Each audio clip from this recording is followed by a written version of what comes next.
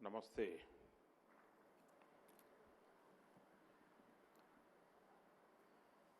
गुजरात के मुख्यमंत्री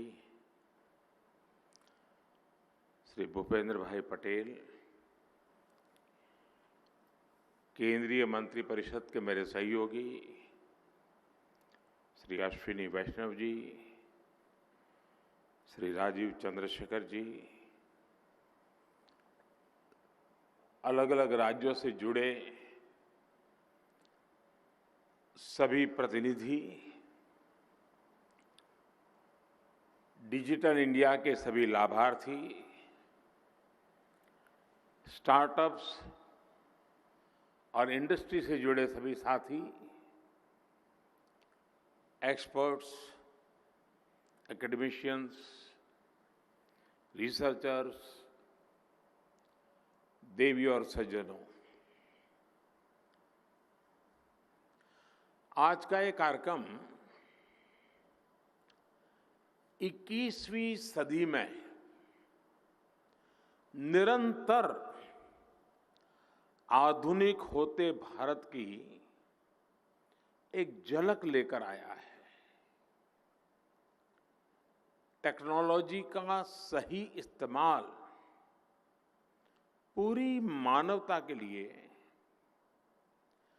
कितना क्रांतिकारी है, इसका उदाहरण भारत ने डिजिटल इंडिया अभियान के तौर पर पूरे विश्व के सामने रखा है। मुझे खुशी है कि 8 वर्ष पहले शुरू हुआ ये अभियान बदलते हुए समय के साथ खुद को विस्तार दे रहा है। हर साल डिजिटल इंडिया अभियान में नए आयाम जुड़े हैं, नई टेक्नोलॉजी का समावेश हुआ है। आज के इस कार्यक्रम में जो नए प्लेटफॉर्म, नए प्रोग्राम लॉन्च हुए हैं, वो इसी श्रृंखला को आगे बढ़ा रहे हैं। अभी आपने छोटी छोटी वीडियो में देखा, माई स्कीम हो, भाषिणी भाषा दान हो, डिजिटल इंडिया जेनेसिस हो, चिप्स टू स्टार्टअप प्रोग्राम हो, या बाकी सारे प्रोडक्ट्स, ये सारे ईज ऑफ लिविंग और ईज ऑफ डूइंग बिजनेस को मजबूती देने वाले हैं। विशेष तौर पर इनका बड़ा लाभ भारत के स्टार्टअप इकोसिस्टम को होगा। साथियों, समय के साथ जो देश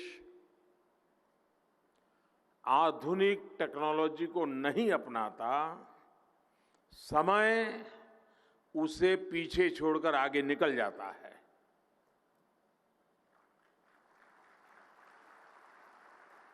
और वो वहीं का वहीं रह जाता है।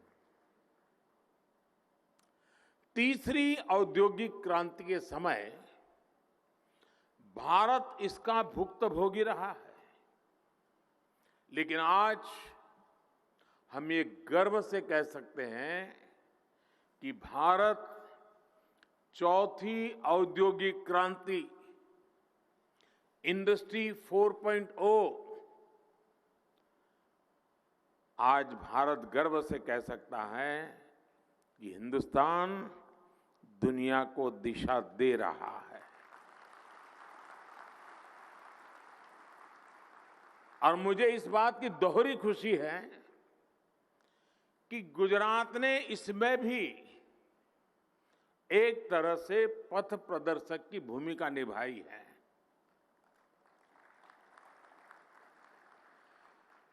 थोड़ी देर पहले यहां डिजिटल गवर्नेंस को लेकर गुजरात के बीते 1.5 दशकों के अनुभवों को दिखाया गया है। गुजरात देश का पहला राज्य था जहां Gujarat state data centre GSDC, Gujarat state wide area network GSWAN, ई-ग्राम सेंटर्स और ATVT जन सेवा केंद्र जैसे पिलर्स खड़े किए गए।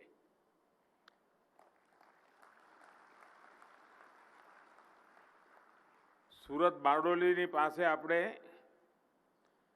જ્યાં સુભાષ બાબુ કોંગ્રેસના અધ્યક્ષ બન્યા હતા, ત્યાં સુભાષ બાબુની યાદમાં એક કાર્યક્રમ કર્યો હતો અને ई-ग्राम વિશ્વગ્રામનું લોન્ચિંગ કર્યું હતું એ વખતે।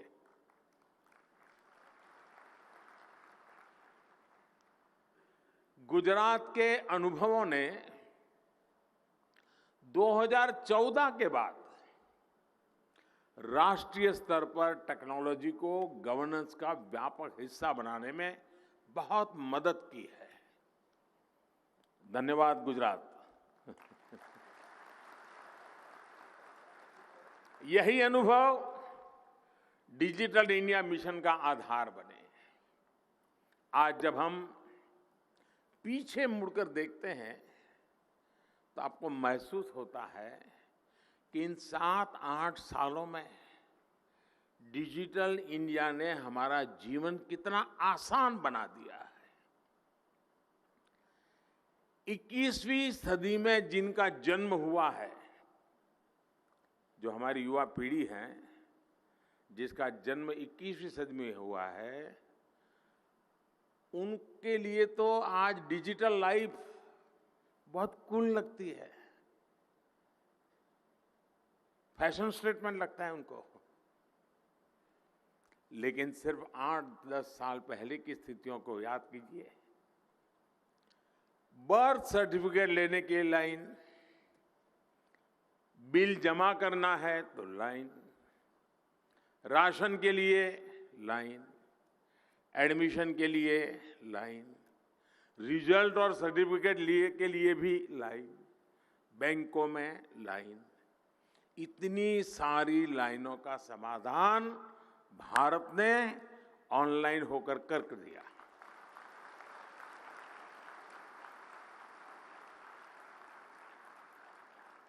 आज जन्म प्रमाण पत्र से लेकर सीनियर सिटीजन, वरिष्ठ नागरिक की पहचान देने वाले जीवन प्रमाण पत्र तक सरकार की अधिकतर सेवाएं डिजिटल है।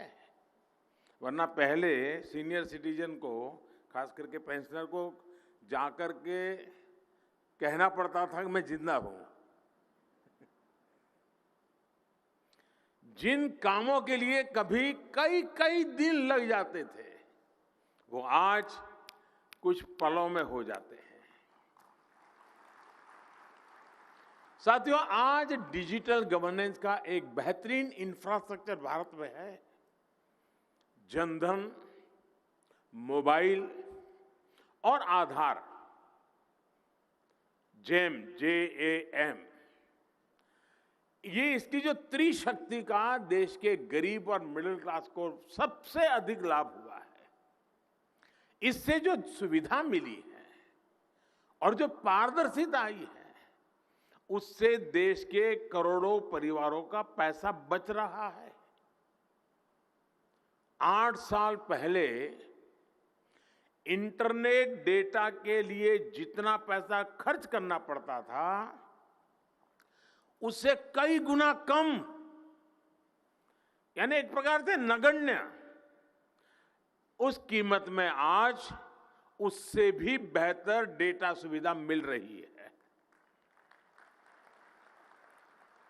पहले बिल भरने के लिए, कहीं एप्लीकेशन देने के लिए, रिजर्वेशन के लिए, बैंक से जुड़े काम हो, ऐसी हर सेवा के लिए दफ्तरों के चक्कर लगाने पड़ते थे। रेलवे का आरक्षण करवाना और गांव में रहता हो तो बेचारा है पूरा दिन खपा करके शहर में आता था। 100-150 रुपया बस का किराया खर्चा करता था और फिर लाइन में लगता था रेलवे आरक्षण के लिए।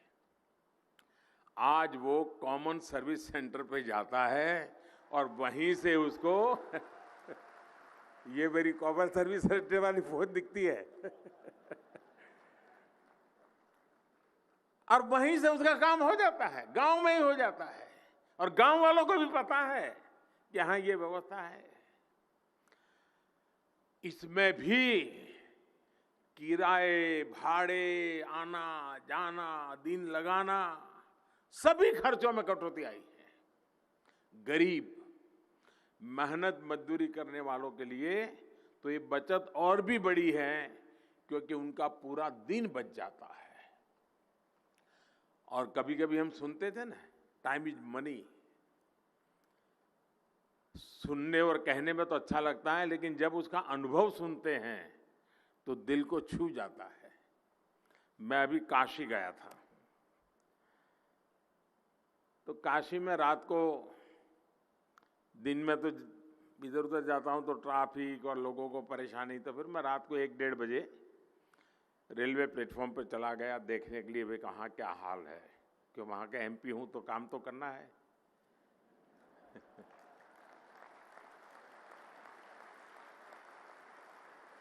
तो मैं वहां पैसेंजरों से बात कर रहा था, स्टेशन मास्टर से बात कर रहा था, क्योंकि मेरा सरप्राइज विजिट था, कोई बता के तो गया नहीं था।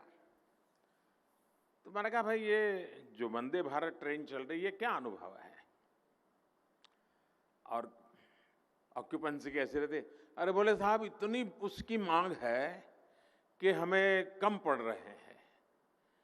तो मैंने कहा, ये तो थोड़ी ट्रेन महंगी है, इसकी टिकट ज्यादा लगती है, इसमें लोग क्यों जाते हैं?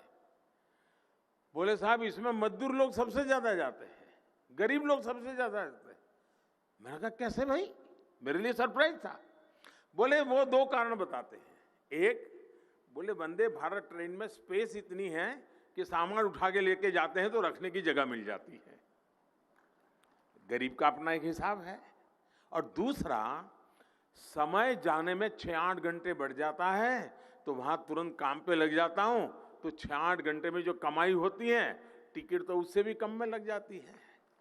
टाइम इज मनी कैसे गरीब हिसाब लगाता है, बहुत पढ़े लिखे लोगों को इसकी समझ बहुत कम होती है।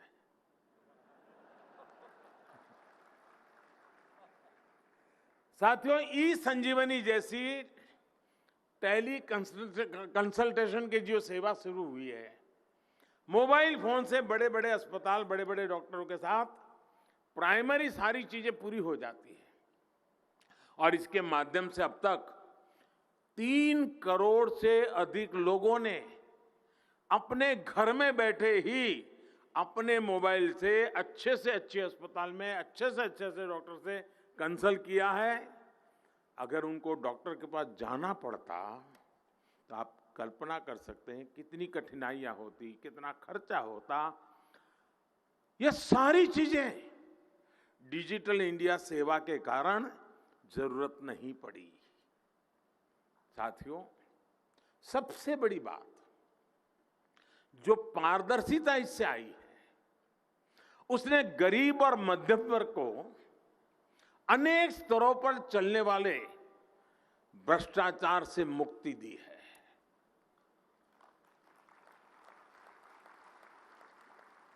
हमने वो समय देखा है जब बिना घूस दिए कोई भी सुविधा लेना मुश्किल था।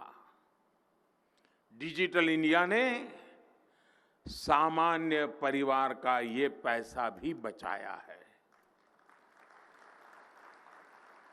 डिजिटल इंडिया बिचौलियों के नेटवर्क को भी समाप्त कर रहा है। અને મને તો યાદ છે, એકવાર વિધાનસભામાં ચર્ચા થયેલી અને આજે ચર્ચાને યાદ કરું તો મને આશ્ચર્ય થાય કે આવી બધી વાત વિધાનસભામાં થતી હતી. કેટલાક પત્રકારો જઈને શોધશે, હવે શોધી કાઢશે બધું. વિષય એવો હતો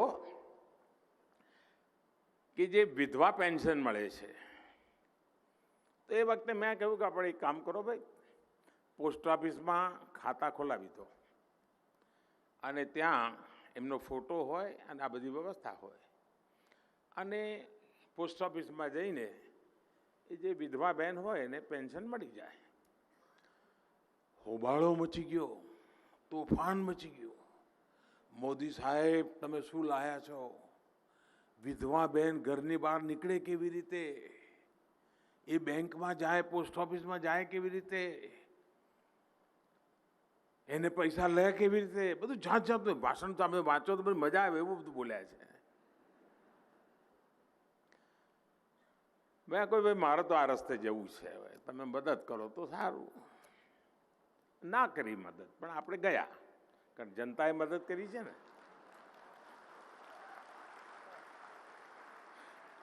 પણ આ તોફાન શું કરવા મચાવતા હતા સાહેબ? એમને વિધવાની ચિંતા નહોતી. જ્યારે અમે પોસ્ટ ઓફિસમાં ફોટો, પહેચાન, આ બધી વ્યવસ્થા ઊભી કરી ત્યારે તો આ ડિજિટલની દુનિયા એટલી બધી પહોંચી નહોતી. તમને આશ્ચર્ય થશે, સેંકડો વિધવા એવી મળી કે જે દીકરીનો જન્મ જ નહોતો થયો ને વિધવા થઈ ગઈ હતી ને પેન્શન જતું હતું. હવે આ કોના ખાતામાં જતું હશે તમને ખબર પડી હશે.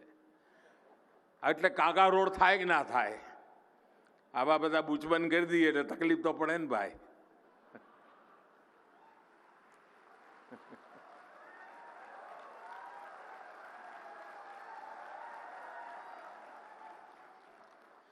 આજે टेक्नोलॉजी उपयोग કરીને डायरेक्ट बेनिफिट ट्रांसफर के माध्यम से बीते 8 साल में 23 लाख करोड़ रुपए से अधिक सीधे लाभार्थियों के बैंक खाते में भेजे गए हैं.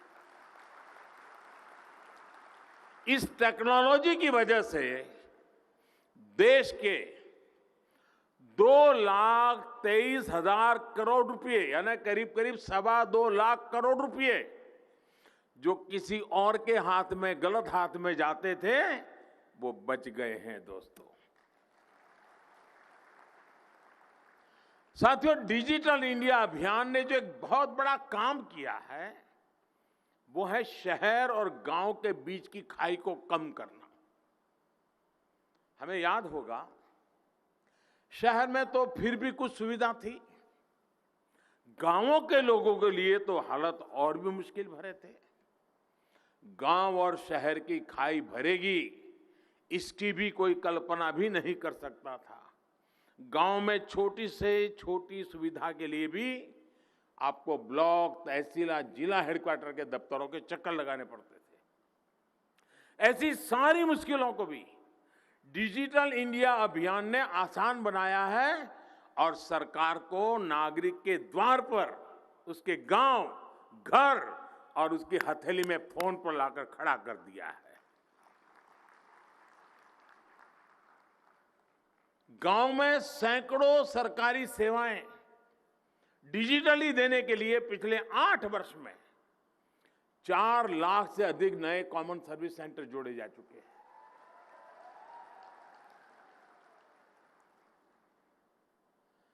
आज गांव के लोग इन केंद्रों से डिजिटल इंडिया का लाभ ले रहे हैं.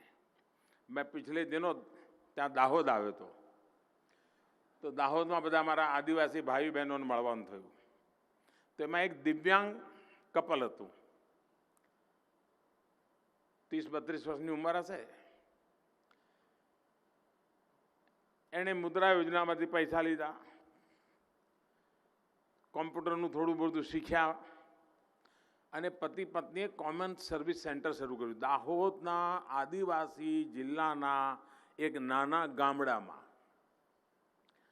એ ભાઈ અને એમના પત્ની મને મળ્યા. એ મને કે સાહેબ મારી એવરેજ 28,000 રૂપિયાની આવક છે. ગામડામાં લોકો હવે મારે ત્યાં જ સેવા લે છે. ડિજિટલ ઇન્ડિયાની તાકાત જુઓ ભાઈ. 1.25 लाख से अधिक कॉमन सर्विस सेंटर, ग्रामीण स्टोर अब ई कॉमर्स को भी ग्रामीण भारत तक ले जा रहे हैं. एक बीजो अनुभव व्यवस्थाओं केवी रीते लाभ लेवाय.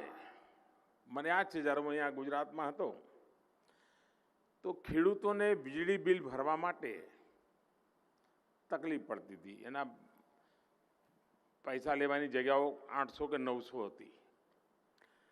મોડો પડે એટલે નિયમ પ્રમાણે વીજળી કનેક્શન કપાઈ જાય ફરી કનેક્શન લેવું એટલે બીજું પાછું પેમેન્ટ કરવું પડે. આપણે ભારત સરકારને એ વખતે વિનંતી કરી, અટલજીની સરકાર હતી, અટલજીને મેં વિનંતી કરી કે સાહેબ આ પોસ્ટ ઓફિસમાં લેવાનું મન ચાલુ કરી આપો ને, વીજળીનું બિલ અમારા ખેડૂતનું પોસ્ટ ઓફિસવાળા લે એટલું કરી આપો. અટલજી મારી વાત માની અને ગુજરાતમાં ખેડૂતોને વીજળીની તકલીફમાંથી મુક્તિ મળી ગઈ હતી. વ્યવસ્થાઓ ઉપયોગ કેમ કરાય એવો હમણાં એક પ્રયોગ મેં દિલ્હીમાં ગયા પછી કર્યો. આદત તો જાય નહીં કારણ કે આપણે અમદાવાદી સિંગલ ફેર ડબલ જર્ની વાળો ટેવ પડેલી, એટલે આપણે રેલવેની પોતાનું વાઈફાઈ બહુ સ્ટ્રોંગ નેટવર્ક છે. એટલે એ વખતે અમારા રેલવેના મિત્રોને કહ્યું, આ 2019ની ચૂંટણી પહેલાની વાત છે, મેં એમને કહ્યું કે ભાઈ રેલવેના જે પ્લેટફોર્મ છે એના પર વાઈફાઈ મફત કરી દો અને આજુબાજુના ગામડાના બાળકોને ત્યાં આવીને ભણવું હોય તો આવે, એને વાઈફાઈ મફત મળે, એને કનેક્ટિવિટી મળી જાય, અને જે વાંચવું હોય ભણવું હોય ભણે. તમને આશ્ચર્ય થશે, હું એકવાર વર્ચ્યુઅલી કેટલાક વિદ્યાર્થીઓ સાથે વાત કરતો હતો. અનેક લોકો કોમ્પિટિટિવ એક્ઝામની તૈયારી રેલવે પ્લેટફોર્મ પર મફત વાઈફાઈથી કરતા હતા અને પાસ થતા હતા. કોચિંગ ક્લાસમાં જવાનું નહીં, ખર્ચા કરવાના નહીં, ઘર છોડવાનું નહીં, હાથ પડે બાના હાથનો રોટલો ખાવા મળે અને ભણવાનું. રેલવેના પ્લેટફોર્મ પરનો ઉપયોગ, ડિજિટલ ઇન્ડિયાની તાકાત જુઓ દોસ્તો. पीएम स्वामित्व योजना, शायद शहर के बहुत कम लोगों का इस पर ध्यान गया है.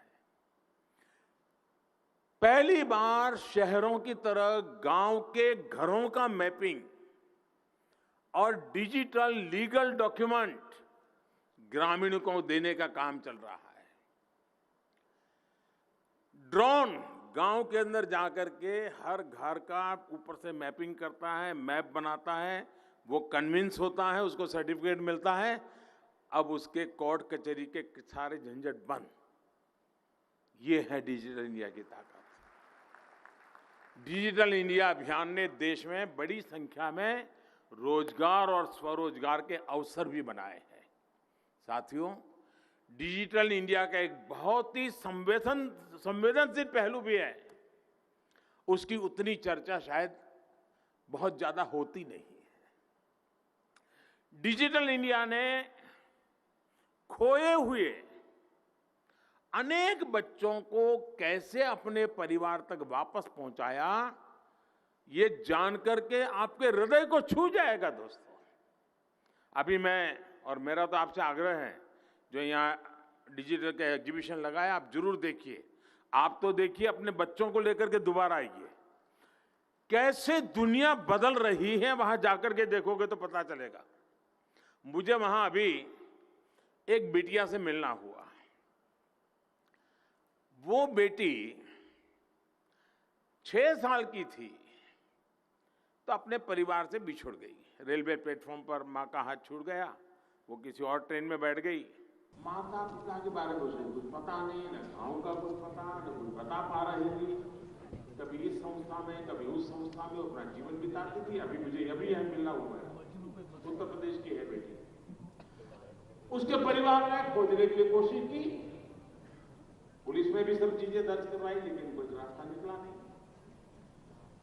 अब उसको आधार के डेटा के साथ उसको मदद मिल गई. जिस संस्था में गई वहां आधार वाले पहुंचे थे, आधार कार्ड नहीं तो उसका तो आधार कार्ड निकला हुआ था. तो उसके कारण पता चला वो किस गांव की है, कहां की है, उसको खोज निकाला और 14 साल की उम्र हुई. उसके माँ बाप को, उसके माता जीवित थी, उसके माँ को उसको सुपुर्द कर दिया. और आज मुझे वो बेटी मिली, बोले मैं अपने परिवार में रह रही हूँ, मेरी माँ के पास, मेरे मामा के पास रहती हूँ. उस बच्ची का आधार बायोमेट्रिक जब लिया गया डिजिटल टेक्नोलॉजी की व्यवस्था की ताकत थी कि आज वो बच्ची अपने परिवार के साथ अपनी जिंदगी जी रही है, अपने सपनों को साकार करने के लिए अपने गांव में कोशिश कर रही है। आपको भी जानकर के अच्छा लगेगा और मेरी जानकारी है, ऐसे अनेक स्थानों से 500 से अधिक बच्चे इस टेक्नोलॉजी की मदद से अपने मां बाप तक वापस पहुंचे हैं। साथियों, बीते 8 वर्षों में डिजिटल इंडिया ने देश में जो सामर्थ्य पैदा किया, उसने कोरोना वैश्विक महामारी से मुकाबला करने में भारत की बहुत मदद की है। आप कल्पना कर सकते हैं कि अगर डिजिटल इंडिया अभियान नहीं होता तो 100 साल में आई ये सबसे बड़े संकट के समय देश में हम क्या कर पाते हैं। हमने देश की करोड़ों महिलाओं, किसानों, मजदूरों, उनके बैंक अकाउंट में एक क्लिक करके हजारों करोड़ रुपए उनके यहाँ पहुंचा दिए। उनको जीने की कोई तकलीफ नहीं हो। One nation one ration card की मदद से हमने 80 करोड़ से अधिक देशवासियों को मुफ्त राशन सुनिश्चित किया। ये टेक्नोलॉजी की कमाल है। हमने दुनिया का सबसे बड़ा और सबसे एफिशिएंट कोविड वैक्सीनेशन और कोविड रिलीफ प्रोग्राम चलाया। आरोग्य सेतु और कोविन ये ऐसे प्लेटफॉर्म है कि उसके माध्यम से अब तक करीब करीब 200 करोड़ वैक्सीन डोज, उसका पूरा रिकॉर्ड उपलब्ध है। कौन रह गया, कहां रह गया, उसकी जानकारी उसके माध्यम से प्राप्त होती है और हम टारगेटेड व्यक्ति को वैक्सीनेशन का काम कर पा रहे हैं। दुनिया में आज भी चर्चा है कि वैक्सीन सर्टिफिकेट कैसे लेना।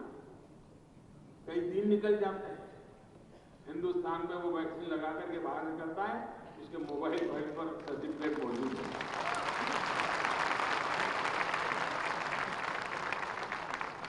दुनिया कोविन के द्वारा वैक्सीनेशन का डिटेल सर्टिफिकेट की जानकारी की चर्चा कर रहा है। हिंदुस्तान में कुछ लोग, उनका कांटा इसी बात पर अटक गया, इस पर मोदी की फोटो इतना बड़ा खास उनका दुकान वही अटक गया। साथियों, भारत का डिजिटल फिनटेक सॉल्यूशन और आज युग फिनटेक का है, इसके विषय में भी मैं कहूंगा। कभी पार्लियामेंट के अंदर एक बार चर्चा हुई है, वो सुन देख लेना, जिसमें देश के भूतपूर्व वित्त मंत्री जी भाषण कर रहे हैं कि लोगों के पास मोबाइल फोन नहीं है, लोग डिजिटल कैसे करेंगे, पता नहीं क्या क्या वो बोले हैं। आप सुनोगे तो आपको आश्चर्य होगा। ये बहुत पढ़े लिखे लोगों का यही तो हाल होता है जी।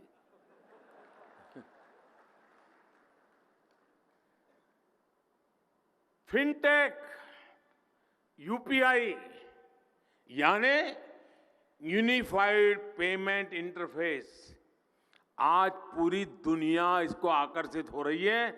वर्ल्ड बैंक समेत सबने ये उत्तम से उत्तम प्लेटफॉर्म के रूप में उसकी सराहना की है।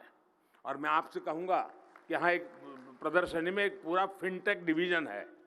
ये कैसे काम करते हैं उसका आपको वहां देखने को मिलेगा। किस प्रकार से मोबाइल फोन पर पेमेंट होते हैं, कैसे पैसे आते हैं जाते हैं, सारा वैसे आपको यहां देखने को मिलेगा। और मैं कहता हूं ये फिनटेक का जो प्रयास हुआ है, ये सही मायने में by the people, of the people, for the people, इसका उत्तम से उत्तम समाधान है। इसमें जो टेक्नोलॉजी है वो भारत की अपनी है, यानी बाय द पीपल। देशवासियों ने इसे अपने जीवन का हिस्सा बनाया, यानी ऑफ द पीपल। इसने देशवासियों के लेन देन को आसान बनाया, यानी फॉर द पीपल।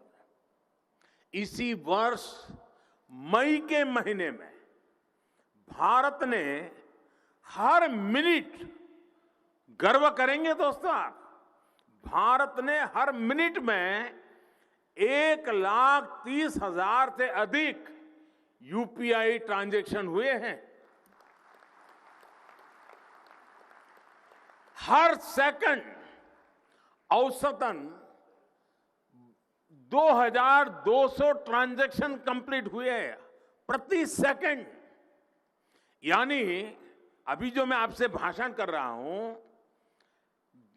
जब तक मैं यूनिफाइड पेमेंट इंटरफेस इतने शब्द बोलता हूं, इतने समय में यूपीआई से 7000 ट्रांजैक्शन कंप्लीट हो चुके हैं। मैं जो 2 शब्द बोल रहा हूं इतने समय में, ये काम आज डिजिटल इंडिया के माध्यम से हो रहा है। और साथियों, आपको गर्व होगा, भारत के कोई कहता है अनपढ़ है, टिकना है, फलाना है, ये है, वो है, पता सो बताता है।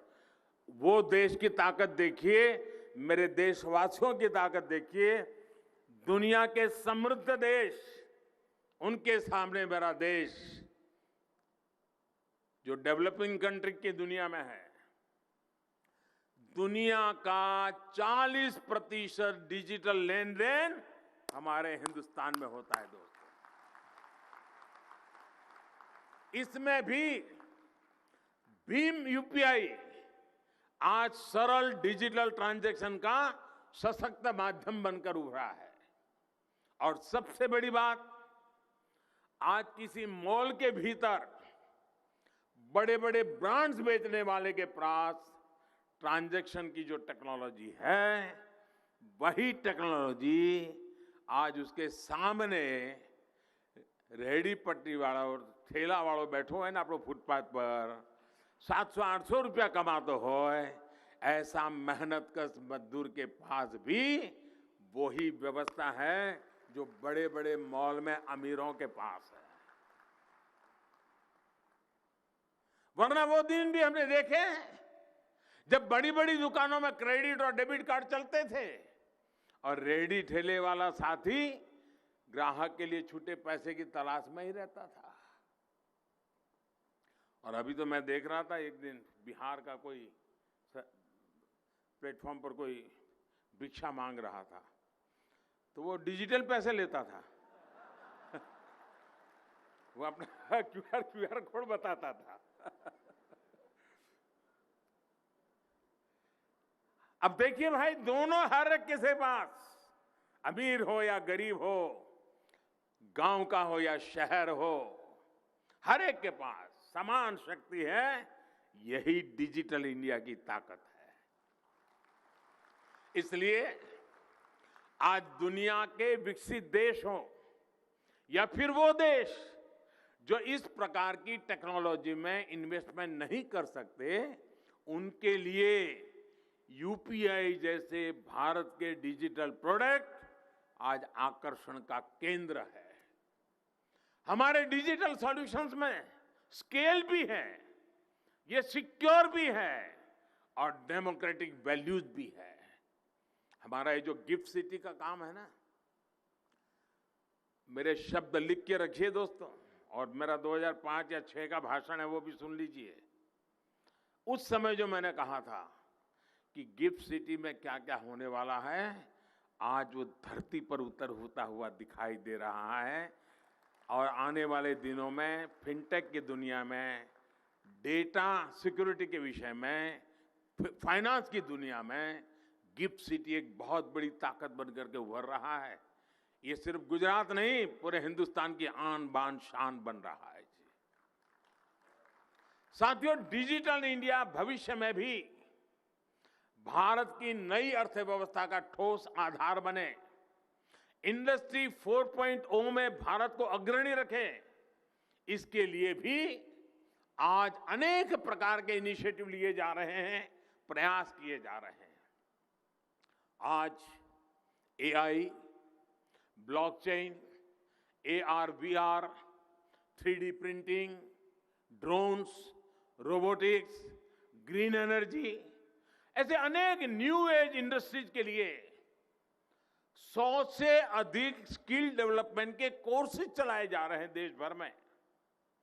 हमारा प्रयास है कि विभिन्न संस्थाओं के साथ मिलकर आने वाले 4-5 सालों में 14-15 लाख युवाओं को फ्यूचर स्किल्स के लिए रीस्किल रीस्किल और अपस्किल किया जाए, उस दिशा में हमारा प्रयास है। इंडस्ट्री 4.0 के लिए जरूरी स्किल्स तैयार करने के लिए आज स्कूल के स्तर पर भी फोकस है। करीब 10,000 अटल टिंकरिंग लैब्स में आज 75 लाख से अधिक छात्र छात्राएं इनोवेटिव आइडियाज पर काम कर रहे हैं, आधुनिक टेक्नोलॉजी से रूबरू हो रहे हैं। अभी मैं यहां प्रदर्शनी देखने गया था, मेरे मन को इतना आनंद हुआ कि दूर सुदूर, कोई ओडिशा की बेटी है, कोई त्रिपुरा की बेटी है, कोई उत्तर प्रदेश के कोई इंटीरियर गांव की बेटी है, वो अपनी प्रोडक्ट लेकर के आई है। 15 साल, 16 साल, 18 साल की बच्चियां दुनिया की समस्याओं का समाधान लेकर के आई हैं। आप जब उन बच्चियों से बात करोगे तो आपको लगेगा ये मेरे देश की ताकत है। दोस्तों, अटल टिंकरिंग लैब के कारण स्कूल के अंदर ये जो वातावरण बना है, उसी का ये नतीजा है कि बच्चे बड़ी बात लेकर के, बड़ी समस्याओं के समाधान लेकर के आते हैं। एक प्रथमेश करके बच्चा मुझे मिला, वो देख नहीं पाता है, आयु बहुत छोटी है, 11 साल का होगा। मैंने उसको अपना परिचय पूछा, वो कहता है मैं तो ब्रांड एम्बेसडर हूं। यानी डिजिटल इंडिया के क्षेत्र में हम जो इक्विपमेंट को लेकर के काम कर रहे हैं, मैं उसका ब्रांड एम्बेसडर हूं। इतने कॉन्फिडेंस से वो बात कर रहा था। यानी ये सामर्थ्य जब देखते हैं तो विश्वास और मजबूत हो जाता है। ये देश सपने साकार करके रहेगा, संकल्प पूरे करके रहेगा। साथियों, नई राष्ट्रीय शिक्षा नीति भी टेक्नोलॉजी के लिए जरूरी माइंडसेट तैयार करने में महत्वपूर्ण भूमिका निभाने वाली है। अटल इंक्यूबेशन सेंटर्स का एक बहुत बड़ा नेटवर्क देश में तैयार किया जा रहा है। इसी प्रकार पीएम ग्रामीण डिजिटल साक्षरता अभियान यानी पीएम दिशा देश में डिजिटल सशक्तिकरण को प्रोत्साहित करने का एक अभियान चला रहा है। अभी तक इसके 40,000 से अधिक सेंटर देश भर में बन चुके हैं और 5 करोड़ से अधिक लोगों को ट्रेनिंग दी जा चुकी है। साथियों, डिजिटल स्किल्स और डिजिटल इंफ्रास्ट्रक्चर के साथ साथ टेक्नोलॉजी के सेक्टर में युवाओं को ज्यादा से ज्यादा अवसर देने के लिए अनेक विविध दिशाओं में रिफॉर्म्स किए जा रहे हैं। स्पेस हो, मैपिंग हो, ड्रोन हो, गेमिंग और एनिमेशन हो, ऐसे अनेक सेक्टर जो फ्यूचर डिजिटल टेक को विस्तार देने वाले हैं, उनको इनोवेशन के लिए खोल दिया गया है। इनस्पेस, अब इनस्पेस का हेडक्वार्टर अहमदाबाद में बना है। इनस्पेस और नई ड्रोन पॉलिसी जैसे प्रावधान आने वाले वर्षों में भारत के टेक पोटेंशियल को इस दशक में नई ऊर्जा देंगे। मैं जब यहां इनस्पेस के हेडक्वार्टर के उद्घाटन के लिए आया था पिछले महीने, तो कुछ बच्चों से मेरी बातचीत हुई, स्कूल के बच्चे थे। वे सैटेलाइट छोड़ने की तैयारी कर रहे हैं, अंतरिक्ष में सैटेलाइट छोड़ने की तैयारी कर रहे हैं। तो मुझे वहां बताया गया कि हम आजादी के अमृत महोत्सव के निमित्त स्कूल के बच्चों द्वारा बनाए 75 सैटेलाइट आसमान में छोड़ने वाले, अंतरिक्ष में छोड़ने वाले हैं।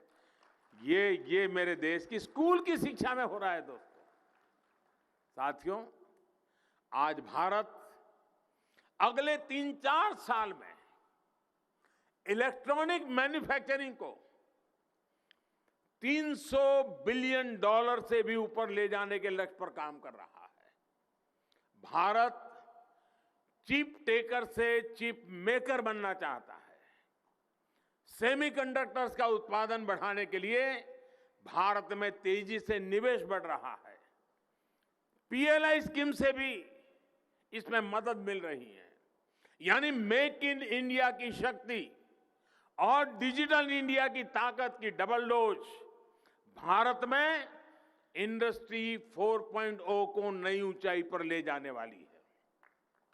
आज का भारत उस दिशा की तरफ बढ़ रहा है जिसमें नागरिकों को योजनाओं के लाभ के लिए, दस्तावेजों के लिए सरकार के पास फिजिकल रूप में आने की जरूरत नहीं होगी। हर घर में पहुंचता इंटरनेट और भारत की क्षेत्रीय भाषाओं की विविधता भारत के डिजिटल इंडिया अभियान को नई गति देगी। डिजिटल इंडिया अभियान ऐसे ही नए नए आयाम खुद में जोड़ता चलेगा। डिजिटल स्पेस में ग्लोबल लीडरशिप को दिशा देगा। और मैं आज, समय मेरे पास कम था, मैं हर यूनिट को नहीं देख पाया, लेकिन शायद 2 दिन भी कम पड़ जाए, इतनी सारी चीजें हैं वहां। और मैं गुजरात के लोगों से कहूंगा कि मौका मत छोड़िए। आप जरूर अपने स्कूल कॉलेज के बच्चों को वहां ले जाइए। आप भी समय निकाल के जाइए। एक नया हिंदुस्तान आपके आंखों के सामने दिखाई देगा और सामान्य मानवीय के जीवन की जरूरतों से जुड़ा हुआ हिंदुस्तान दिखेगा। एक नया विश्वास पैदा होगा, नए संकल्प घड़े जाएंगे और आशा आकांक्षाओं की पूर्ति का विश्वास लेकर के डिजिटल इंडिया के माध्यम से भी देश भविष्य का भारत, आधुनिक भारत, समृद्ध और सशक्त भारत उस दिशा में आगे बढ़ने की तैयारी की तरफ तेज गति से बढ़ रहा है। इतने कम समय में जो प्राप्त किया है, भारत के पास टैलेंट है, भारत के नौजवानों का सामर्थ्य है, उन्हें अवसर चाहिए। और आज देश में एक ऐसी सरकार है जो देश की जनता पे भरोसा करती है, देश के नौजवान पे भरोसा करती हैं और उसको नए प्रयोग करने के लिए अवसर दे रही हैं। और उसी का परिणाम है कि देश अनेक दिशाओं में अभूतपूर्व ताकत के साथ आगे बढ़ रहा है। इस डिजिटल इंडिया वीक के लिए मैं आपको बहुत शुभकामनाएं देता हूं। आने वाले 2-3 दिन तो ये शायद प्रदर्शनी चालू रहेगी, उसका लाभ आप लोग लेंगे।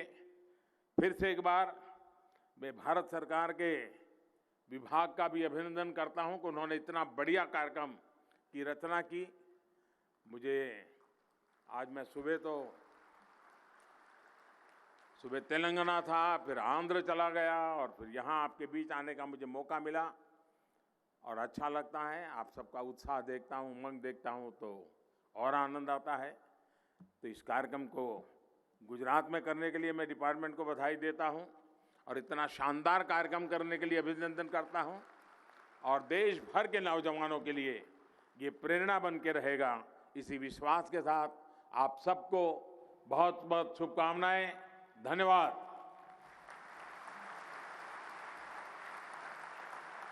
आप जो